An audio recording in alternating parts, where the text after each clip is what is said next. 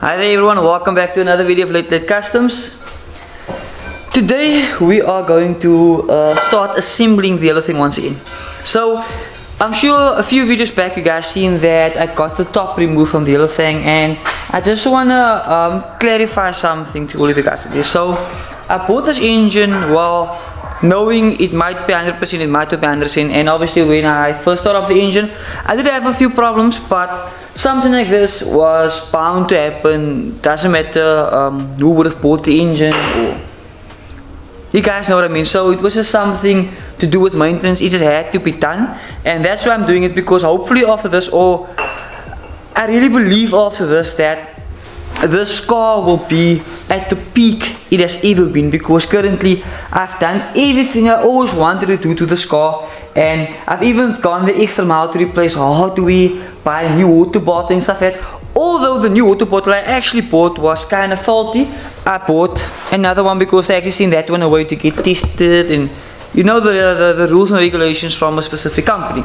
But I've got everything here to be able to start up or to finish the other thing and attempt a first startup, which might result in, well, a very sad cry of myself after spending so much money, or I'm just gonna cry with happiness and tears. So I'm gonna break you guys what I have here. Well, I still have all my parts I removed from the car, and I obviously have a few new parts I will be replacing. But one thing I would like to also tell you guys is that in one of my previous videos I've noticed that there was actually one person that actually commented that stated he doesn't enjoy all the talking, but like less talking, more action, and I understand that. But the thing at the end of the day is that I feel like a lot of people out there also want some information regarding what I'm actually doing, what parts I use, how I go about my videos. Sometimes it's a little bit rough, up and down. Sometimes really not that great of a video, but it's all about producing the content for all of you guys out there and showing how the process is done. And like that roof of we zoom here and a few hours later, that's literally how our days go. So apologies for that, but sometimes our days are simply just like that. Once again, apologies for the long intro, but let me break you guys through what I bought everything here today.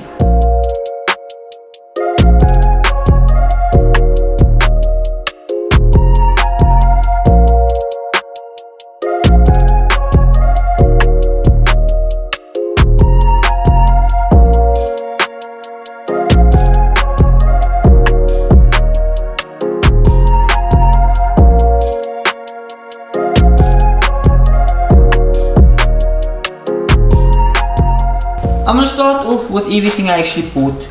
So I'm going to start off with the head gasket, because I think this is actually the most important component right here.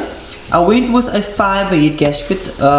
Apparently Volkswagen or Barnes actually sent out the vehicles from factory with a fiber head gasket. I'm not entirely sure, but I've reached out to a very good mechanic of mine, and he told me this should be the best of the best gaskets out there, specifically the L-Ring brand.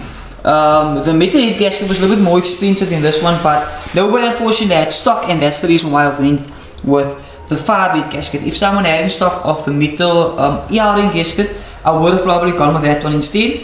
So enough about that. I got the head stud still here of my previous attempt of actually tightening up the engine, so did my research on that as well. You guys know I actually got that, well, a couple of weeks ago when I still threw on the head on my previous engine. So we got the head studs, we got the valve cover, we got our oil tray there, we got well, our valve cover gasket, we got there. I bought a brand new water pump as well, and this is not a very well known brand, or a brand I'm familiar with, but I'm sure it will do the same job. I'm here to test it out for you guys. It was actually quite cheap. I think it was like $220 for this water pump, which is quite cheap for a water pump. I got me an oil filter, which I didn't know I actually have an oil filter inside as well. New spark plugs. I always buy spark plugs, although my spark plugs are still perfectly fine. I always have a problem with spark plugs and with sparks, so I just went with new spark plugs. I actually had some black and silver spray, but still bought some of that. Bought some brake cleaner to clean up the surface before we actually start with the assembling process of the head.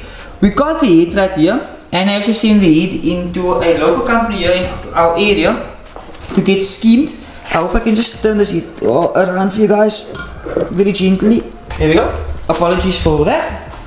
But you guys can see how neatly schemed it actually is, and it's actually in a very good condition. So I don't think I actually did any like valve stem seals replacement, anything like that.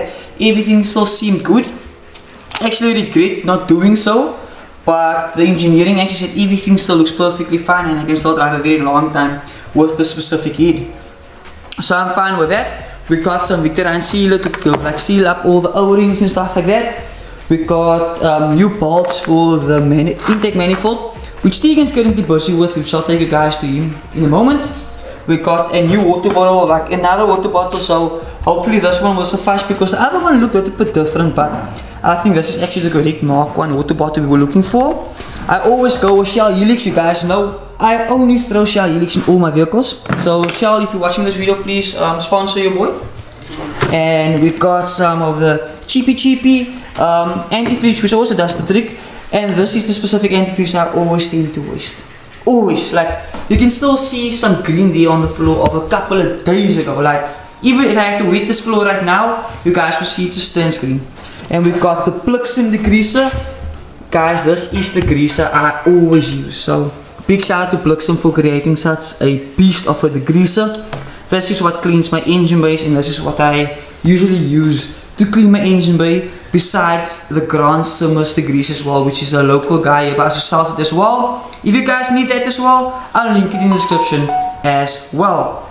Okay, obviously here we have all my parts still. We have my cam here. I think I might just slap the cam in there again because I didn't get a buy for the cam yet, so I'm still gonna slap it in for the time being.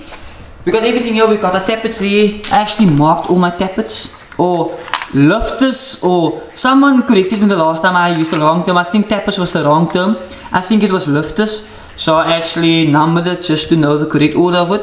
Won't be using the bolts again. I know all the correct positioning of these.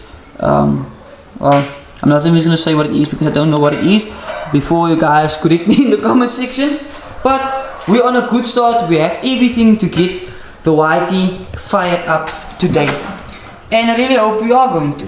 Tegan on the other hand is actually cleaning up my intake manifold right here, because I've seen some comments that you guys absolutely hated the fact that I didn't spray it. And the main reason why I did not spray it at all is because we couldn't get the intake manifold removed from the head. But Uncle Thola actually helped me last night getting that intake removed from the head before I sent it off to the engineer. So we got that sorted, and we still have this water pump housing here to spray over as well, with a few bolts right here. This is my old water pump, which is actually still in a very good condition, but I'm not entirely sure how the seals are, and with the car getting so hot, I didn't want to take any chances with that. So, oh, here's the alternator. Alternator is really good.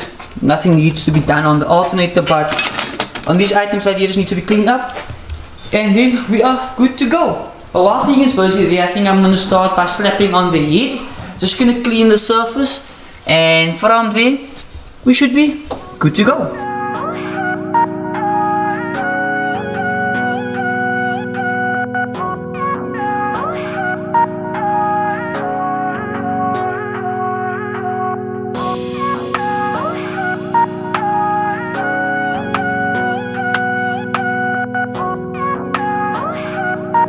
I just got the surface on the block cleaned up. All I used was 800 grit sanding paper, and I just wiped it off, so know that it's nice and clean. So the surface on the block is currently clean. Now what I will be doing, I will be applying the gasket, and once I do that, just apply a little bit of lubricant just on the bolts, which we currently have there, which is really lubricant. Just apply this, get the head on, and then turn in the bolts. Then we can start talking all of them up to speed.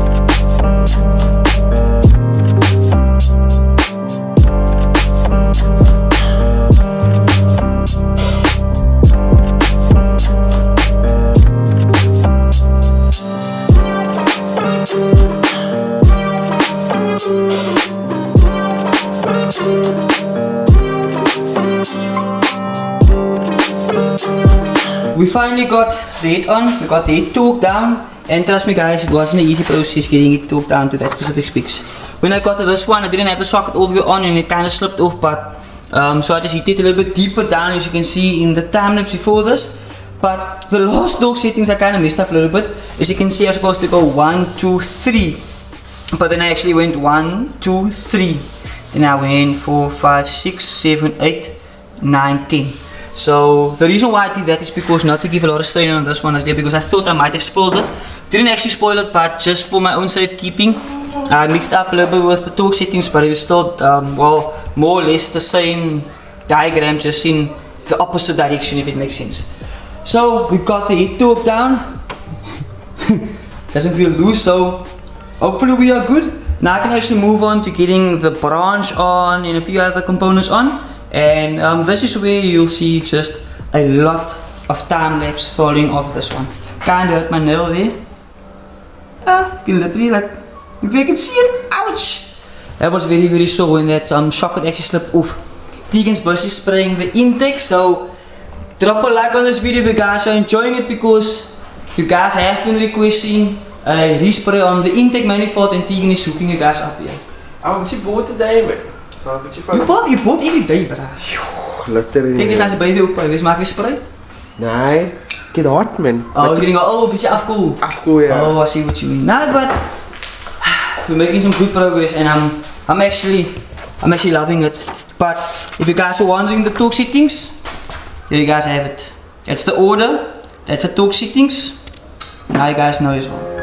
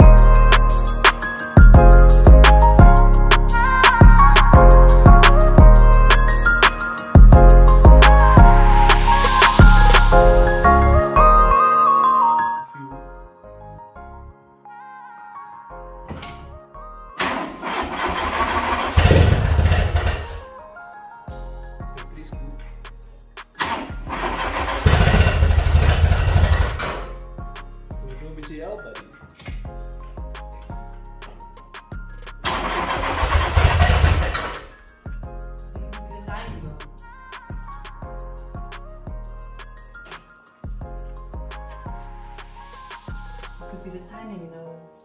Oh, dat is een mazzel laat die. En mijn precies, ik kon niet uitkomen uit de maan, kijk, denk zo. Hoe is hij die? Die zie ik het You set the third on here. Ja, dat kan zie je. Datum.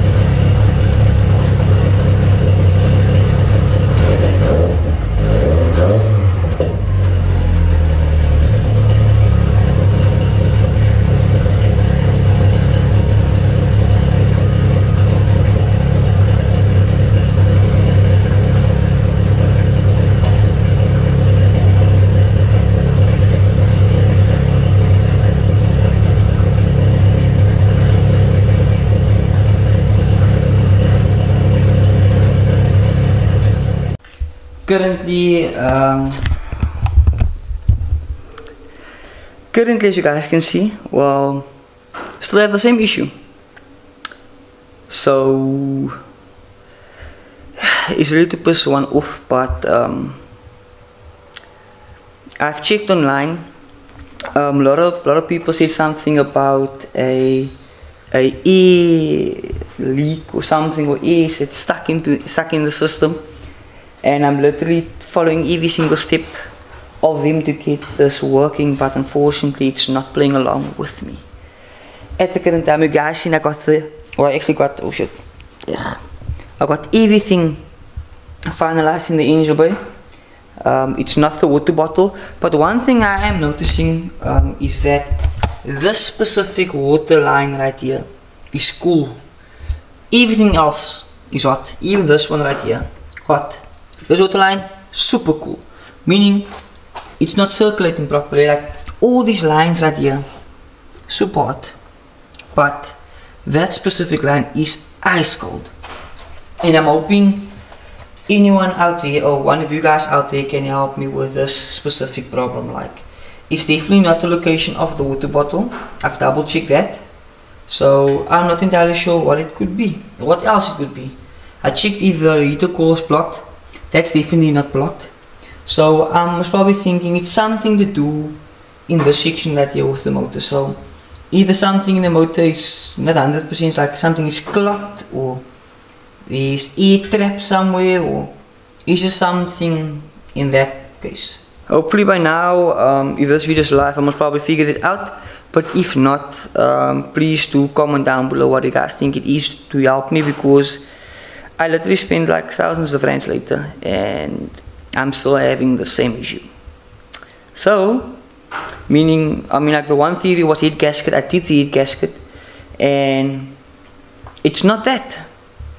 So I actually did just didn't throw. I used the old oil because I didn't drain the oil. I used the old spark plugs. I didn't throw any coolant at this current time because I knew, or I had a suspicion it might happen.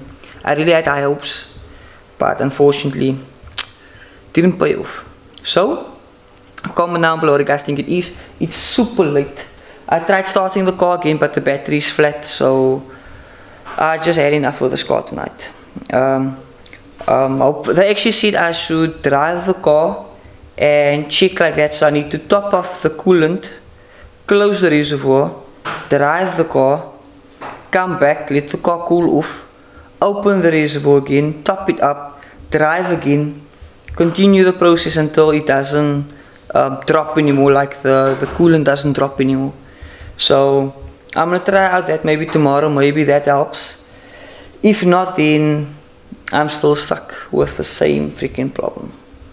It's upsetting, but I guess it's part of life. But I'll see you guys in the next one. If you guys did enjoy today's video, don't forget to smash the like button, and definitely do consider subscribing to know what's going on here.